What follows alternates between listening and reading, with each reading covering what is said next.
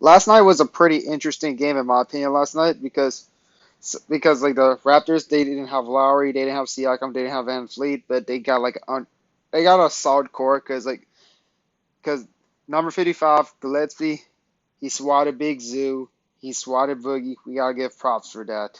Malachi Flynn was also pretty solid too. He did his thing. So, but now we're gonna head to the Clippers because like in the first half, Marcus Morris started off hot. Zubac also started off hot. Kawhi Leonard was pretty efficient. Like he went for what 6 or 10. He didn't score too much. Like he got like what 20 points. But I mean that Kawhi was just being Kawhi. He was just not going insanely hard. He's just trying to get back into his rhythm. Paul George, he kind of like he seemed pretty streaky, but then like he wound up putting 60 points, which is not not the best, but hopefully he'll step it off. He step it up in the playoffs. Zubac, I like Zubac in my opinion. Yeah, look, I guess some of y'all are frustrated about Zubac, but last night how Zubac played, he played great. He played pretty good defense, and he was really great inside of the paint. He would he would slam it. He would just do it like how would you want a big to do? So one narrative that that's always been like spiraling around, and I've been like swinging around to in my opinion about like like on opinions on Tyronn Lue because some Clippers fans are I be seeing they say that Tyronn Lue he may be like another Doc Rivers or or like they're kind of scared of it. Me, I was one of them sometimes, but like if you really think about it, Tyronn Lue like he seems to me, I get the impression that he's experimenting. So because if you remember in the earlier season, he did a three guard lineup. It didn't work well, like he did for a while, and we were wondering like what the heck he doing. But so he then just adjusted it. And as of right now, he doesn't really do the three guard lineups. If you watch the game, like he would like let's just say for example like he would have Paul George, you have Kawhi, then he would have like let's just say a Patrick Beverly or a Reggie Jackson, or a Terrence Mann or Rajon Rondo.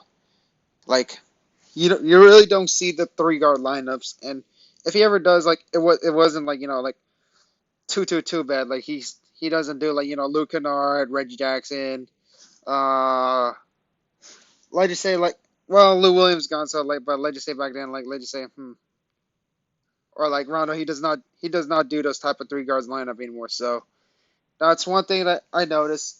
Like Tyronn Lue just seems to be experimenting in general. Last night we probably didn't. I don't recollect seeing Boogie play enough much minutes. So again, it's just part of the experiment. So that's what my stance on Tyronn Lue's coaching right now. Like he's probably like not the perfect, but again, it's just an experimentation. Like just finding out which lineup is the best. But I hope he does not turn to a Doc Rivers because if he turns to a Doc Rivers, then that may be a huge problem. And then and also, but one thing I really need to see from Tyronn Lue though, like in the playoffs, is start playing Terrence Mann like significant minutes, like 25 minutes would be like a good amount of minutes because Tyronn Lue he could like I mean, sorry, my bad, Terrence Mann he could he could now like shoot some threes. He's especially a great slasher. He has the drive in him. He has pretty good defense. And yes, I agree. Terrence Mann should probably get more minutes than Patrick Beverly because Terrence Mann is just growing. Patrick Beverly he could be like a perfect veteran piece. But I'm still not a fan of for trading for Patrick Beverly because we all know what Patrick Beverly can do. He like when you face off against him, you do not want that at all. So let's just say if you trade Beverly to the Pelicans for like just for like one of their young players, like I mean not saying like it's gonna be for Lonzo Ball for example, but because I doubt they're gonna do that. But like let's just say like you trade him for like another young core, maybe like some picks. Like then next season you face the Pelicans. I'm just using it as an example, and then you face off against Patrick Beverly, and then Patrick Beverly winds up being key for the Pelicans. I'm not. That's not a true risk I'm willing to take. So that's why my stance on trading Patrick Beverly would be like pretty hesitant. So I mean, if it's like, of course, like the obvious, you're getting an obviously better player.